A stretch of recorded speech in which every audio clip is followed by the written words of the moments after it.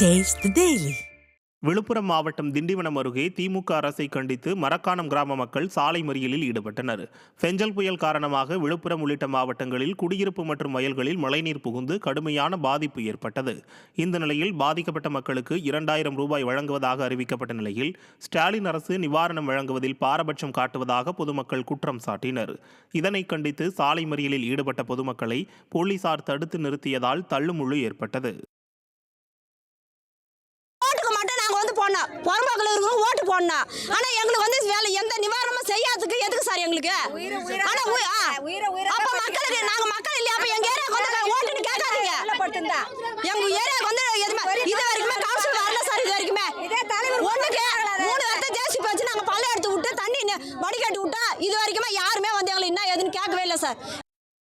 சேலம் மாவட்டம் மேட்டூரில் காவிரி ஆற்றில் கலந்துள்ள ஃபர்னஸ் ஆயிலால் பொதுமக்கள் அவதியடைந்துள்ளனர். மேட்டூர் அனல்மின் நிலையத்தில் ஃபர்னஸ் ஆயில் தொட்டி உடைப்பு ஏற்பட்டு மழைநீர் கால்வாய் வழியாக காவிரி ஆற்றில் கலந்தது. இந்த பகுதியிலிருந்து கூட்டு குடிநீர் திட்டத்திற்கு நீர் எடுக்கப்படுவதால் நோய் தொற்று ஏற்படும் அபாயம் இருப்பதாக அச்சம் தெரிவிக்கும் பொதுமக்கள் ஆயிலை வைக்கோல் போர் மூலமாக அகற்றி வரும் அதிகாரிகள் அப்புறப்படுத்த முடியாமல் திணறி வருவதாகவும் நவீன இயந்திரம் கொண்டு அப்புறப்படுத்தினால் மட்டுமே அகற்ற முடியும் என போர்க்கால அடிப்படையில் நடவடிக்கை எடுக்க பொதுமக்கள் கேட்டுக் கொண்டுள்ளனர். இந்த ஆற்றுல கலந்த ஆயிலை வந்து விவசாயத்திற்கும் குடிநீருக்கும் ஆடு மாடு இதுதான் குடிச்சிட்ருக்கு. இதை வந்து அப்புறப்படுத்த முடியல அதிகாரிகளால். 4-5 நாளாக திணறிட்டு இருக்கிறாங்க. இதை வந்து இந்த குடிநீர் இதுக்கெல்லாம் வந்து பயன்பட்டு இருக்குது. மக்கள் வந்து நம்பவும் சிரமத்துக்கு உள்ளாகிறாங்க. இதை வந்து நவீனம் இயந்திரம் கொண்டு தான் இதை எடுக்க முடியும். இல்லைன்னா வந்து ஒரு 6 மாதம் ஆனாலும் இந்த ஆயிலை எடுக்க முடியாது.